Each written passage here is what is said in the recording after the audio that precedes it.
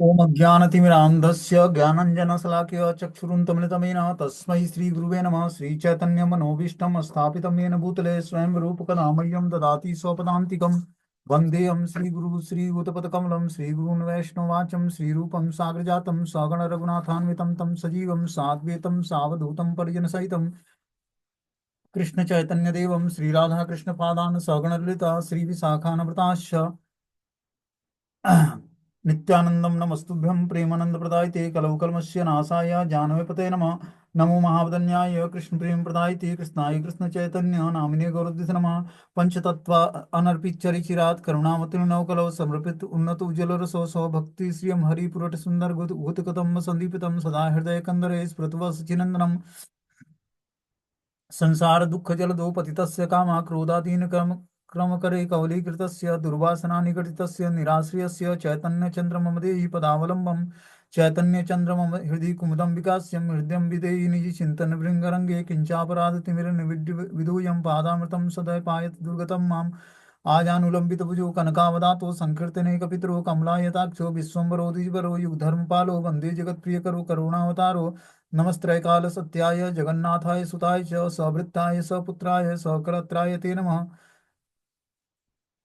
अवतीर्णो साकरुण्यो परिच्छिन्नो सदीश्वर श्रीकृष्ण चैतन्य नित्यानंद द्वय भ्रातरं भजे स जयति विशुद्ध विक्रमं कनकाभ्यं कमलायते क्षणं वर्जानुनं विलंबितं खड्भुज बहुधा भक्तिरसाभिनर्तकम्।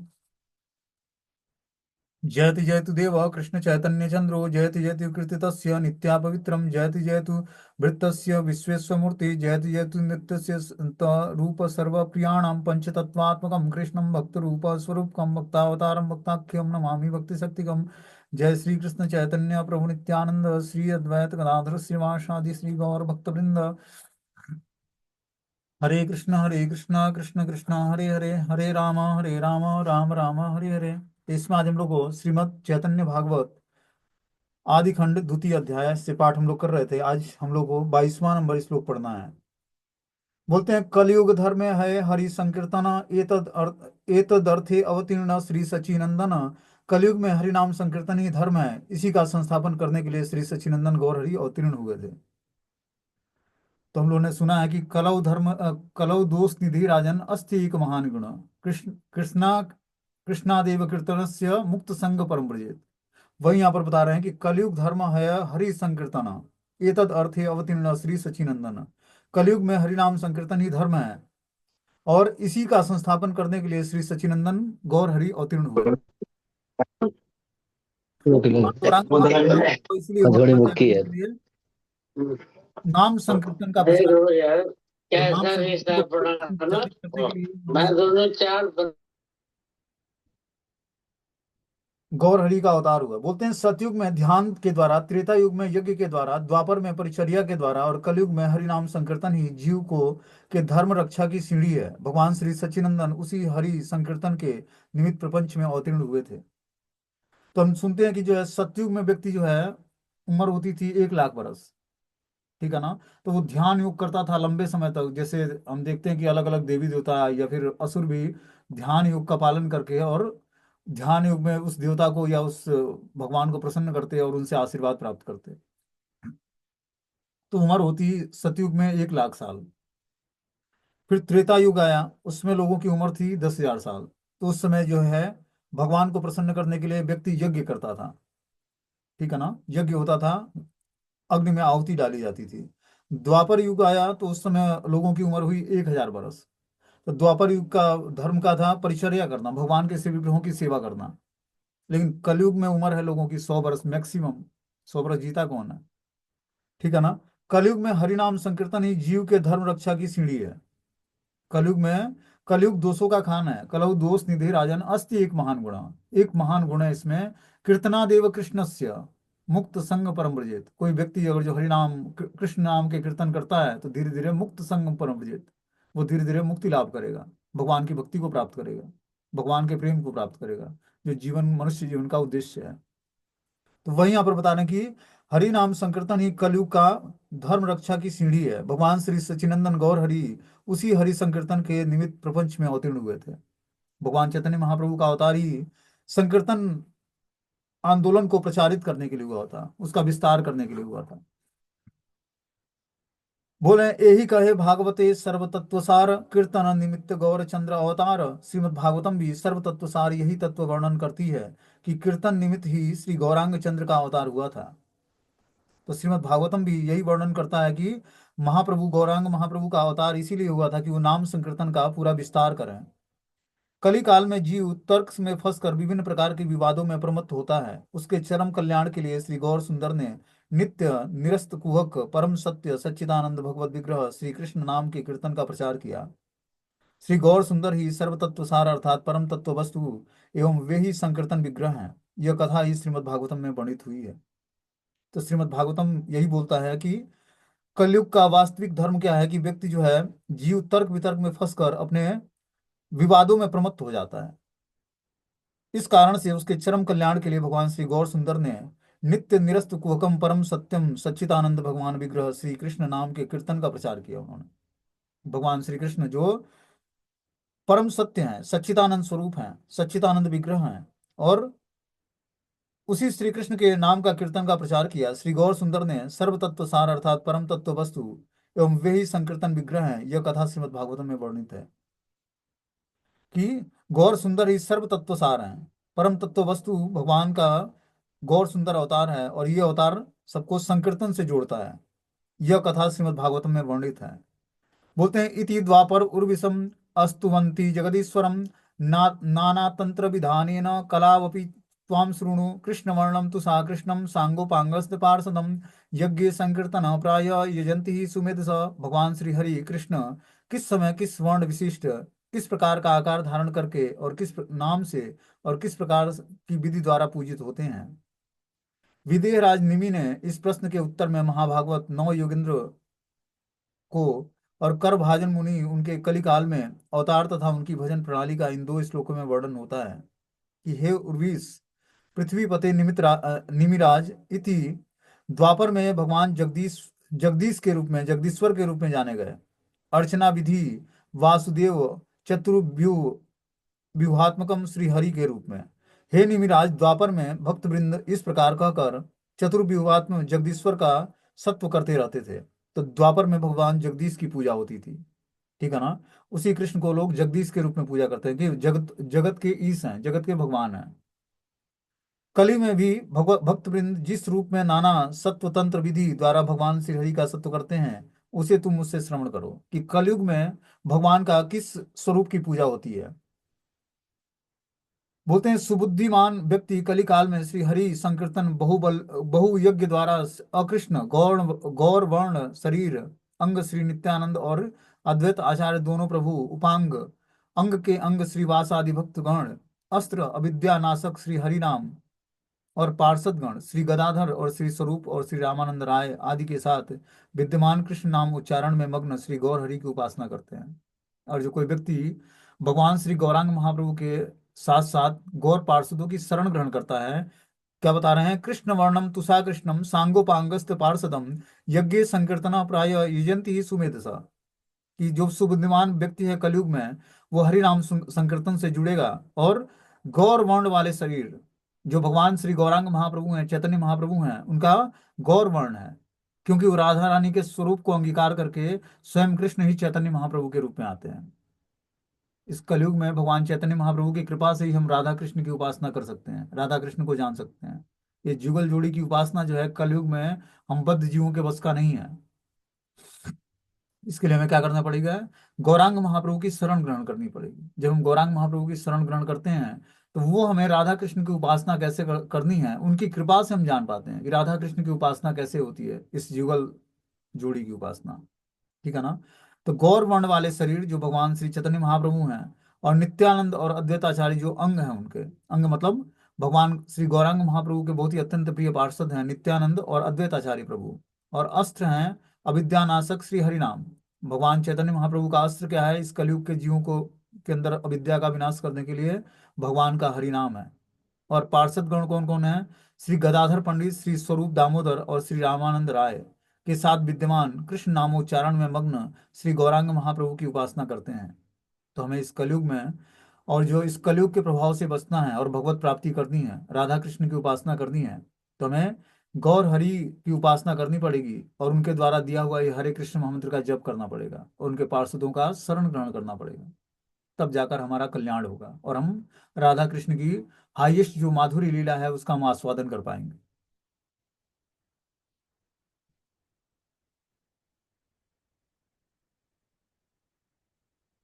आगे इसमें बता रहे हैं कि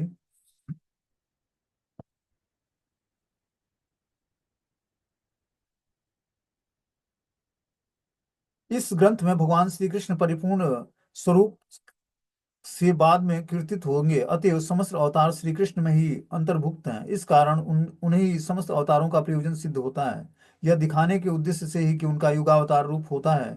इसलिए जिस द्वापर में श्री कृष्ण अवतरित होते हैं, उसी अव्यवहित परिवर्तित और अर्थात इस चारों युगों के अंतर्गत कलयुग में ही श्री गौर सुंदर अवतार लेते हैं। भगवान श्री गौरांग महाप्रभु का प्राकट्य कलयुग में होता है। तो जिस चतुर्युग में, मतलब सतयुग, त्रेता युग और द्वापर युग और कलयुग, जिस चतुर्युग में भगवान चैतन्य भगवान कृष्ण द्वापर युग में आते हैं, उसी कलयुग में भगवान श्री चैतन्य महाप्रभु आते हैं। ठीक है ना। तो सातवें मनवंतर के 28वें चतुर्युग में भगवान कृष्ण प्रकट होते हैं द्वापर युग में। जो अभी 5,000 साल पहले जो द्वापर युग गया, उसी में भगवान कृष्ण प्रकट हुए थे। और आज से 535 वर्ष पूर्व भगवान चैतन्य महाप्रभु इस कलयुग में प्रकट हुए, जीवों का कल्याण करने के लिए, उद्धार करने के लिए, उनको हरि नाम प्रदान करने के लिए। जो ये हरि नाम है, ये उन्हीं के द्वारा उच्चारित है। जो हरे कृष्ण मंत्र है, भगवान श्री चैतन्य महाप्रभु ने फिर से इसको धरातल पर स्थापित किया। इससे पहले भगवान कृष्ण ने जब सृष्टि का संचालन शुरू हुआ, तो ये ज्ञान ब्रह्मा जी को प्रदान किया था, ये मंत्र ब्रह्मा जी को प्रदान किया था। तो ब्रह्मा जी से आ रही इस परंपरा में हम लोग जो गौड़ी वैष्णव परंपरा को फॉलो करते हैं राधा कृष्ण की उपासना करने के लिए, तो इस परंपरा में भगवान जो है कृष्ण जो है ब्रह्मा जी को ज्ञान प्रदान करते हैं। 4 श्लोकों में भागवतम का, 4 श्लोकों में भगवत गीता का और ये महामंत्र का, जो भगवान की वाशुड़ी से निकला प्रेम ध्वनि मंत्र है। जो महामंत्र है, ये भगवान की वाशुड़ी से निकलता है। जब वो राधा रानी को आकर्षित करते हैं, जब राधा रानी के भाव में वो मत हो जाते हैं, तो उनकी वासुड़ी से जो धुन निकलती है वही ये महामंत्र का स्वरूप है। समझ रहे बात को। इस महामंत्र के स्वरूप का अगर जो व्यक्ति जाप करता है, मतलब इसको अगर जो धारण करता है नाम के माध्यम से, हरे कृष्ण महामंत्र के माध्यम से, तो धीरे धीरे जो है हम राधा कृष्ण की प्रेम को प्राप्त कर पाएंगे। ये महामंत्र इतना पावरफुल है, इसीलिए इसका नाम है महामंत्र। और सब मंत्र होता है, ये महामंत्र है। इसी महामंत्र का जाप करके ब्रह्मा जी सृष्टि का संचालन करते हैं, शिव जी संहार करते हैं, विष्णु सबका पालन करते हैं। सारे देवी देवता इसी मंत्र का जाप करके सब जो है, सूर्य रोशनी फैलाता है, चंद्रमा शीतलता फैलाता है, सारे देवी देवता एक्टिव हो जाते हैं, क्योंकि भगवान की वाशुड़ी से निकली हुई ध्वनि को सुनकर सारी सृष्टि जो है संचालित होती है। सारी सृष्टि कंट्रोल करते हैं भगवान अपनी वाशुड़ी की ध्वनि से। भगवान के पास 3 बांसुरी है, बंसी। पहली बंसी से देवता सब क्रियाशील हो जाते हैं, सब अपने अपने कार्य में एक्टिव हो जाते हैं। सूर्य रोशनी देने लगता है, चंद्रमा शीतलता बरसाने लगता है, इंद्र जो है जल देते हैं, वरुण देव हवा के मालिक जो हैं, तो सब अलग अलग अपने कार्यों में 33 करोड़ देवी देवता सब संचालित होते हैं भगवान की बांसुरी बंसी की ध्वनि सुनकर। भगवान और कुछ नहीं करते, क्या करते हैं? बंसी बजाते हैं, गायों को चराते हैं और गोपियों के साथ नृत्य करते हैं। और कोई काम नहीं है कृष्ण के पास, यही काम है, यही उनका बिजनेस है। और उस बांसुरी की ध्वनि से पूरे सृष्टि को संचालित करते हैं, पूरी सृष्टि को कंट्रोल करते हैं भगवान। दूसरी जो बंसी है भगवान की, उससे क्या करते हैं? गोप ग्वाल और गैयों को वो अपनी तरफ आकर्षित करते हैं। जो बंसी की ध्वनि देवताओं को सुनाई देती है, उस बंसी की ध्वनि जो है गोप ग्वालों और गैयों को नहीं सुनाई देती है, न ग्वालिनियों को सुनाई देती है। वो बस देवताओं के लिए पर्टिकुलर बजता है। जो बांसुरी जो है भगवान गोप ग्वालों को आकर्षित करने के लिए, गौओं को आकर्षित करने के लिए और गौचारण लीलाओं के लिए जो बजाते हैं, वो पर्टिकुलर उन्हीं लोगों के लिए सुनाई देता है जिसके लिए भगवान बंसी का वादन करते हैं। तीसरी भगवान कृष्ण के पास जो बंसी है, वो जो है गोपियों को आकर्षित करके यमुना पुलिन पर जो भगवान रास नृत्य करते हैं उसके लिए वो बजाते हैं। बस वो गोपियों को ही वो जो मुरली की ध्वनि है वो सुनाई देती है। उससे सारी गोपियां अपना परिवार का परित्याग करके भगवान के पास खींची चली आती है और भगवान रास नृत्य करते हैं उनके साथ, दिव्य स्तर पर। ठीक है ना। तो ये सारे भगवान के जो है, ये जो नित्य पार्षद हैं या देवी देवता हैं, ये सब दिव्य रूप से भगवान की सेवा करते हैं। और वही सेवा हम लोग भी भगवान की करना चाहते हैं। तो हमें क्या करना पड़ेगा, इस महामंत्र का ध्यान पूर्वक जप करना पड़ेगा। धीरे धीरे समस्त पापों को क्षय कर देगा ये महामंत्र। सुनने में तो लंबा है कि हरे कृष्ण कृष्ण कृष्ण हरे हरे, हरे राम राम राम हरे हरे। इसका अर्थ क्या होता है कि हम राधा कृष्ण के से अब उनकी प्रेममयी सेवा मांगते हैं कि हे राधा कृष्ण, आप हमें अपनी प्रेममयी सेवा प्रदान करें। राम का अर्थ तीन है। अलग अलग भाव में जो जिसको भजता है उसको राम का तीन अर्थ बताया गया है, तीन या चार अर्थ। पहला है, राम का अर्थ है राधिका रमण राम। जैसे हम हरे राम राम राम हरे हरे हरे करते हैं, तो उसमें जो राम का अर्थ है वो राधिका रमण राम है। जो राधिका जी के साथ रमण करते हैं भगवान कृष्ण, उन्हीं का नाम है राधिका रमण राम। दूसरा है बलराम। जो बलराम भगवान के भाई हैं, तो कुछ लोग बलराम जी के भाव में उस महामंत्र का जाप करते हैं। कुछ लोग उसको सीतापति राम, भगवान श्री राम के रूप में राम का उच्चारण करते हैं। कुछ लोग परशुराम के रूप में करते हैं। परशुराम भी भगवान के अवतार हैं। तो क्षत्रिय स्वभाव के जो लोग होते हैं वो परशुराम के भाव में उनको भजते हैं। तो जिस भाव से भगवान श्री कृष्ण और राम का नाम भजा जाएगा, वो हमें भाव प्राप्त होगा, उस स्वरूप का हमें दर्शन होगा, उससे हमारा आकर्षण बढ़ेगा। लेकिन अपनी गौड़ी वैष्णव परंपरा में जो हम लोग जो फॉलो करते हैं, वो युगल भगवान के युगल चरणों की उपासना करते हैं, राधा कृष्ण की। जो भगवान कैशोरी अवस्था में बांसुरी वादन करते हैं, बंसी बजाते हैं, गौवें चराते हैं और रास नृत्य करते हैं, उस किशोर रूप की पूजा हमें करनी है। ठीक है ना। हम लोग अलग अलग तरीके से अभी उपासना की पद्धति अपनाते हैं, लेकिन जब हम प्रमाणिक गुरु से दीक्षा लेते हैं अपने संप्रदाय में, तो हमें क्या करनी है, अब राधा कृष्ण के युगल उपासना में जुड़ना है। उससे पहले हमें देखना पड़ेगा कि हम भक्ति के किस स्टैंडर्ड पे हैं। बहुत इंपॉर्टेंट है ये पॉइंट, आदमी को समझना पड़ेगा इसको, कि ध्यान से क्या मैं बताना चाहता हूँ, कि भक्ति के किस स्टैंडर्ड पे हैं, हमें उसको परंपरागत फॉलो कैसे करना है, ये हमें जानना पड़ेगा। जैसे हम अपने उपास्य देव हैं गौरांग और नित्यानंद प्रभु, ठीक है ना। गौरांग नित्यानंद प्रभु के तत्व को जानना पड़ेगा। नित्यानंद प्रभु स्वयं गुरु तत्व के श्रेणी में आते हैं, और स्वयं बलराम जी ही इस कलयुग में नित्यानंद प्रभु के रूप में प्रकट होते हैं। ठीक है। दूसरी बात है, गौरांग महाप्रभु का तत्व क्या है। गौरांग महाप्रभु राधा रानी के भाव और अंग क्रांति, जो राधा रानी का भाव है, राधा रानी का भाव क्या है, मदनाख्य महाभाव। उस महाभाव को वो स्वीकार करके, और राधा रानी का स्वरूप जो है तप्त कांचन गौरांगे, वो पिघले हुए सोने के समान है। उनका स्वरूप जो है, जिस तरह पिघला हुआ सोना चमकदार होता है और गोल्डन कलर का होता है, गोल्डन गोल्ड तो होता ही है, पिघला हुआ सोना, और उज्जवल वर्ण होता है उनका। तत्त कांचन गौरांगे राधे वृंदावनेश्वरी। वो राधा जो वृंदावनेश्वरी हैं, उन्हीं के स्वरूप को और अंग क्रांति को धारण करके स्वयं कृष्ण चैतन्य महाप्रभु के रूप में प्रकट होते हैं। क्यों प्रकट होते हैं? जब उनको लगता है कि राधा रानी हमारी सेवा करके और मुझसे ज्यादा आनंद कैसे प्राप्त करती है, जब ये भाव कृष्ण के हृदय में प्रकट होता है, तब वो राधा रानी के स्वरूप को अंगीकार करके प्रकट होते हैं। स्वयं कृष्ण ही गौर वर्ण धारण करते हैं, गोल्डन स्वरूप धारण करते हैं, और चैतन्य महाप्रभु के रूप में आते हैं इस कलयुग के बद्ध जीवों का उद्धार करने के लिए, सबको हरि नाम प्रदान करते हैं। ये जो भगवान का स्वरूप है, इसमें भगवान ने कभी ये नहीं बोला, चैतन्य महाप्रभु ने, कि सर्वधर्मान परित्यज्य मामेकम शरणं व्रज, कि तुम अपने समस्त धर्मों का परित्याग करके मेरी शरण न करो। ये नहीं कभी बोला उन्होंने। उन्होंने बोला, पापी तापी जत लो हरि नाम उद्धारी लो। आप चाहे व्यक्ति पापी हो या अलग अलग ताप से सताया हुआ हो, ठीक है ना। क्योंकि इस भौतिक ब्रह्मांड में माता दुर्गा त्रय ताप देकर जीवात्मा को भगवान की तरफ मोड़ना चाहती है। लेकिन जो हम जो जैसे बद्ध जीवात्मा हैं, जो त्रय ताप देने के बाद भी भगवान की तरफ मुड़ना नहीं चाहते हैं, ठीक है ना, उसको भगवान चैतन्य महाप्रभु ने अपना प्रेम प्रदान किया, ये हरि नाम से जोड़ा, और उसको अपना प्रेम प्रदान किया, और धीरे धीरे जो है वो व्यक्ति पवित्र होकर भगवान के नाम का कीर्तन करने लगा।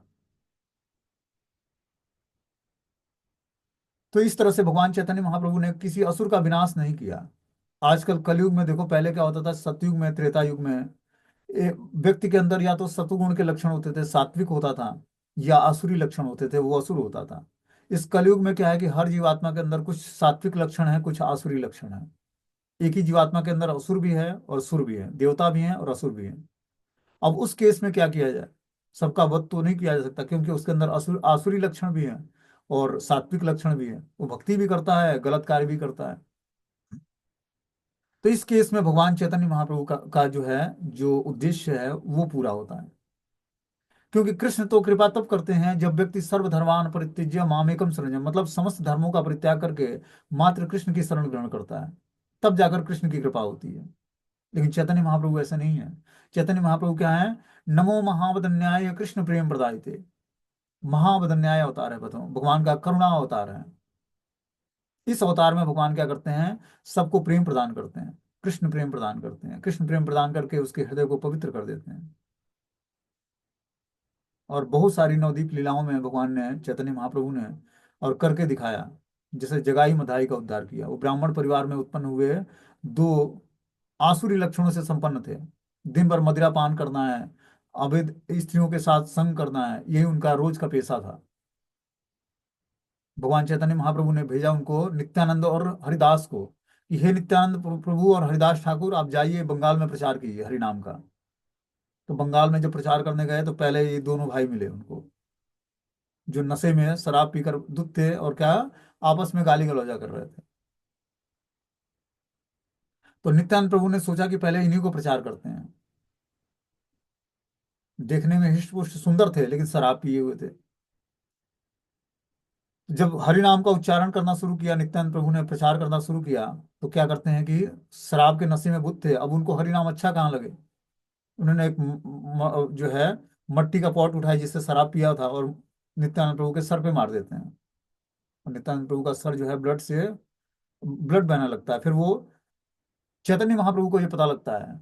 तो चैतन्य महाप्रभु प्रकट होते हैं और अपना सुदर्शन उठाते हैं। वही सुदर्शन जो भगवान कृष्ण धारण करते हैं, वही चैतन्य महाप्रभु इस जगाई मधाई का वध करने के लिए लेते हैं।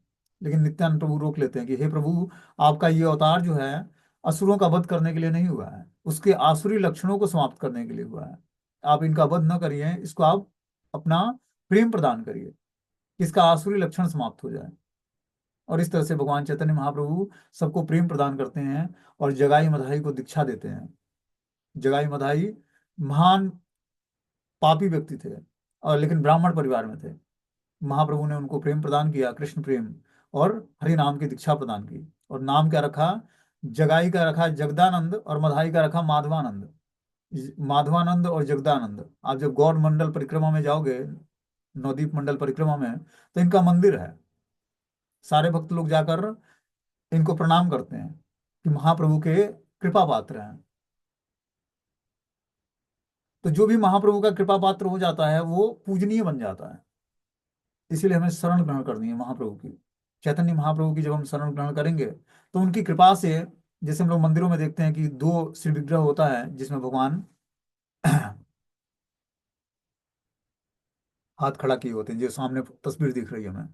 तो इसमें जो राइट हैंड में है भगवान, ठीक है ना, वो गौरांग महाप्रभु हैं, स्वयं राधा कृष्ण के मिलित रूप हैं। और जो लेफ्ट हैंड में है वो नित्यानंद प्रभु हैं। नित्यानंद प्रभु स्वयं बलराम जी हैं। तो इस तरह से जब हम गौरांग और नित्यानंद प्रभु की शरण ग्रहण करेंगे इस कलयुग में, तो क्या होगा? हमारा धीरे धीरे उद्धार का मार्ग खुलेगा। और इनकी कृपा से ही हम हरि नाम का जप कर सकते हैं। बिना कृपा के एक व्यक्ति एक नाम भी उच्चारण नहीं कर सकता है भगवान का। कृष्ण कृपा के बिना कृष्ण नाम नहीं लिया जा सकता है, ठीक है ना। और जब तक गुरु वैष्णव की कृपा नहीं होगी तब तक हम हरि नाम का उच्चारण नहीं कर सकते हैं। कहीं ना कहीं कोई आपके लिए प्रेयर्स कर रहा है, तभी आपके मुख से हरि नाम निकल रहा है। नारद मुनि ने वाल्मीकि जी को दीक्षा दिया, रत्नाकर डाकू को, तो उसके मुख से हरि नाम नहीं निकलता था। नारद मुनि जैसे गुरु के द्वारा दीक्षा प्राप्त करके उसके मुख से राम नाम नहीं उच्चारण हुआ। तो नारद जी ने बोला कि तू उल्टा नाम जपा कर, मरा तो कम से कम बोल सकता है ना, क्योंकि बहुत सारे ब्राह्मणों की हत्या किया था उसने। तो मरा शब्द उच्चारण करते करते जो है, मरा का सीधा शब्द होता है राम। तो मरा मरा उच्चारण करके वो धीरे धीरे जो है राम का नाम जपने लगे। और वाल्मीकि क्या हो गए? ब्रह्म समान हो गए। अभी भगवान श्री राम की कुछ लीलाएं संपन्न हुई थी और कुछ नहीं हुई थी, तब तक उनके हृदय में सारी रामलीला प्रकाशित हो गई। और जिस जिस जिस तरह से उन्होंने रामायण की व्याख्या किया था, उसी उसी तरह का से तरीके से भगवान श्री राम ने समस्त लीलाओं को संपन्न किया। ये है प्रमाणिक गुरु की कृपा, ठीक है ना। जब हम प्रमाणिक गुरु से दीक्षा लेते हैं और गुरु ऐसा एलिवेटेड होता है, तो उसकी कृपा से हमारी भक्ति चलती है, न कि अपने प्रयास से। समझ रहे बात को? तो हमें ऐसी कृपा की याचना करनी है गुरु परंपरा से कि हमें धीरे धीरे कृपा प्रदान करें, जिससे हम इस हरे कृष्ण महामंत्र का अच्छे तरीके से जाप कर पाए। बोलते हैं कि इस ग्रंथ में भगवान श्री कृष्ण परिपूर्ण स्वरूप के से बाद में कीर्तित होते हैं, अतएव समस्त अवतार श्री कृष्ण में ही अंतर्भूत होते हैं। समस्त अवतार भगवान श्री कृष्ण से ही प्रकट होते हैं, जो भी हम अवतार देखते हैं, क्योंकि भगवान कृष्ण ही अवतारी पुरुष हैं। अवतारी पुरुष उसको बोलते हैं जिससे सारे अवतार प्रकट होते हैं। इस कारण उनसे ही समस्त अवतारों का प्रयोजन सिद्ध होता है, यह दिखाने के उद्देश्य से ही उनका युगावतार रूप होता है। इसलिए जिस द्वापर में श्री कृष्ण अवतीर्ण होते हैं, उसी के अव्यवहित परिवर्तित अर्थात उस चारों युगों के अंतर्गत कलयुग में ही श्री गौर सुंदर अवतार लेते हैं। तो जिस युग में भगवान श्री कृष्ण, जिस चतुर्युग में द्वापर युग में भगवान कृष्ण प्रकट होते हैं, उसी के कलयुग में भगवान श्री चैतन्य महाप्रभु का प्राकट्य होता है। अभी 7वें मनवंतर का 28वां चतुर्युग चल रहा है, इसी में के द्वापर युग में भगवान कृष्ण प्रकट हुए और इसी के कलयुग में भगवान श्री चैतन्य महाप्रभु का प्राकट्य हुआ। बोलते हैं इस कारण श्री गौर सुंदर श्री कृष्ण के ही आविर्भाव विशेष हैं, यही सिद्धांतित हो रहा है और इसलिए कभी उसका उल्लंघन भी नहीं हुआ है। श्री गौर सुंदर श्री कृष्ण के ही आविर्भाव विशेष हैं, यह विषय ग्रंथकार स्वयं ही इस श्लोक में निम्नलिखित विशेषण द्वारा व्यक्त कर रहे हैं। यथा कृष्ण वर्णम, जिसमें कृष्ण, ये दो वर्ण अर्थात क्री और अश्न अर्थात जिससे श्री कृष्ण चैतन्य नाम के मध्य में कृष्णत्व सूचक कृष्ण, ये दो वर्ण प्रयुक्त होकर विद्यमान है। श्री उद्धव द्वारा कथित सामूहता इत्यादि पद्य में स्थित श्री सर्वेषणम, इस अंश में श्रीधर स्वामी रचित टीका में श्री या रुक्मिणी का सर्ववर्ण या दोनों समान वर्ण हुए हैं, वाचक जिनके वही व्यक्ति श्री संवर्ण इत्यादि अर्थ करते हुए भी देखा जाता है, अर्थात कृष्ण वर्ण पद से जो कृष्ण नाम वर्णन करते हैं, अर्थात उस प्रकार परमानंद विलास स्मरण से उत्पन्न विलास वंश स्वयं उसी नाम का गान करते हैं। तो भगवान श्री कृष्ण का जो ये नाम है परम आकर्षक है, मतलब कृष्ण नाम मतलब सर्व आकर्षक, ठीक है ना, जो सबको आकर्षित करने वाला है। आगे इसमें बता रहे हैं कि सांगोपांगस्त पार्षदम, इसका अर्थ क्या होता है? इस पद द्वारा श्री गौरांग सुंदर की भगवत्ता स्पष्ट हुई है। सांगोपांगस्त पार्षदम अर्थात जो अंगोपांगस्त पार्षद के साथ वर्तमान पद में कर्मधारक समास का आश्रय साधित करते हैं। भगवान के अंग समूह ही परम मनोहर हैं, इसलिए उपांग या भूषण आदि रूप में, महाप्रभाव रूप में, अस्त्र रूप में तथा एक एवं हमेशा एकांत भाव से भगवान के निकट वास करते हैं। इसी कारण पार्षद रूप में प्रकटित हुए बहुत बहुत महाजन, जिन्होंने उनके इस प्रकार रूप का अनेक बार दर्शन किया। तो इस तरह से जो भगवान के चैतन्य महाप्रभु के निकटस्थ पार्षद हैं, उनमें कौन कौन है? कृष्ण वर्णम, कृष्ण वर्ण गायत्री जो भगवान गौरांग महाप्रभु हैं, और अंग स्वरूप श्री नित्यानंद प्रभु हैं और अद्वैताचार्य प्रभु हैं। उपांग स्वरूप श्रीवास आदि भक्तगण हैं। अस्त्र जो है हरि नाम है। पार्षद गण श्री गदाधर पंडित, श्री स्वरूप दामोदर और श्री रामानंद राय जी हैं। ये सारे भगवान के नित्य पार्षद हैं।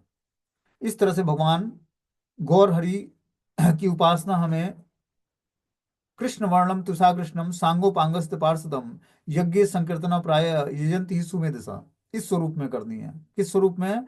कृष्ण वर्णम तुषा कृष्णम, भगवान अकृष्ण वर्ण मतलब गौर वर्ण धारण करते हैं। अंग उनके नित्यानंद और अद्वैताचार्य हैं। उपांग श्रीवास आदि भक्तगण हैं। अस्त्र श्री हरिनाम है। पार्षद गण श्री गदाधर और श्री स्वरूप दामोदर और श्री रामानंद राय हैं। ऐसे ही भगवान श्री गौरांग हरि की उपासना हमें करनी है, तब जाकर कलयुग के बद्ध जीवन से में छुटकारा मिलेगा। इस प्रकार के जो श्री गौर सुंदर के हैं, उनके भक्त वृंद किस किस उपाय से उनकी आराधना करते हैं, इसके उत्तर में कह रहे हैं कि उनकी यज्ञ अर्थात पूजा उपकरणों के द्वारा ही आराधना करते हैं, क्योंकि न यत्र यज्ञेश्वमघा इत्यादि देवताओं की गीत वाक्य ही उसका प्रमाण है। इससे संकीर्तन प्राय एक इस विशेष द्वारा उस यज्ञ को ही अविधेय रूप में व्यक्त कर रहे हैं। उसके बीच में संकीर्तन अर्थात एक साथ सम्मिलित बहुत से लोगों को जो श्री कृष्ण नाम गान एवं संकीर्तन ही प्रधान भाव से वर्तमान है, जिसमें श्री कृष्ण कीर्तन बहुल्य इत्यादि द्वारा उन आश्रितों के बीच में ही संकीर्तन का प्राधान्य दिखाई देता है। इस कारण वह संकीर्तन यज्ञ ही इस स्थान पर अविधेय है। मतलब यहाँ पर अविधेय प्रयोजन और उद्देश्य, मतलब संबंध, अविधेय और प्रयोजन, तीनों का रास्ता क्या बताया गया है कि संबंध जागृत करने के लिए संकीर्तन, रास्ता प्राप्त करने के लिए संकीर्तन, और गोल क्या है संकीर्तन। मतलब संबंध, अविधेय और प्रयोजन तीनों अलग अलग तत्व नहीं है चैतन्य महाप्रभु के केस में। तीनों का एक ही उद्देश्य है संकीर्तन। संकीर्तन से ही संबंध जागृत होगा, संकीर्तन से ही अविधेय पता लगेगा कि रास्ता क्या है, और संकीर्तन करके ही हमारा जीवन जो है, जीवन का उद्देश्य पता लगेगा कि कृष्ण प्रेम ही जीवन का उद्देश्य है। जैसे हमने सुना कि कृष्ण भक्ति में हम संबंध, अविधेय और प्रयोजन, जब हम हरि नाम का जप करते हैं तो भगवान से हमारा संबंध प्रकट होता है। जब हम गीता का ज्ञान का उपयोग करते हैं तो अविधेय रास्ता पता लगता है कि भगवान तक पहुंचना कैसे है, किस तरह गुणों के प्रभाव से छूटना है, और किस तरह क्या क्या चीजें जो है, हमने भगवत गीता में बहुत सारी चीजें बताई। ठीक है ना, किस किस योग का पालन करना है, कैसे कैसे करना है। लेकिन कलयुग में क्या है, कलयुग में संबंध, अविधेय और प्रयोजन तीनों का एक ही एक्टिविटी करके हम तीनों चीजें प्राप्त कर सकते हैं। संबंध भी भगवान से जान सकते हैं, उस संबंध को जागृत करने का रास्ता भी जान सकते हैं, और उसका परम सिद्धि क्या है वो भी जान सकते हैं। वो क्या है संकीर्तन, भगवान के नाम का कीर्तन करना, जप करना। इसी से सारी हमारी समस्याओं का समाधान मिल जाएगा, और सब कुछ इसी से पूर्ण हो जाएगा, बस नाम संकीर्तन करने से। इसीलिए सुखदेव गोस्वामी बताते हैं कि कलयुग बस नाम पर ही आधारित है। कलौ दोष निधि राजन अस्ति एक महान गुण, कीर्तनादेव कृष्ण से मुक्त संग परम ब्रजेत। कलयुग महान दोषों का खान होने के बाद भी एक महान गुण है क्या, कीर्तनादेव कृष्णस्य। और जो कोई व्यक्ति कृष्ण के नाम का कीर्तन करता है तो मुक्त संग परम ब्रजेत, वो मुक्ति लाभ कर लेता है, भगवान की प्रेमा भक्ति को प्राप्त कर लेता है, जो मनुष्य जीवन का वास्तविक उद्देश्य है। ठीक है ना। आगे इसमें बता रहे हैं कि कलयुग सर्वधर्म हरि संकीर्तन सब प्रकाशीले चैतन्य नारायण। कलयुग में सर्वधर्म सार श्री हरि नाम संकीर्तन ही चैतन्य नारायण के प्राधान्य रूप से प्रकाशित किया है।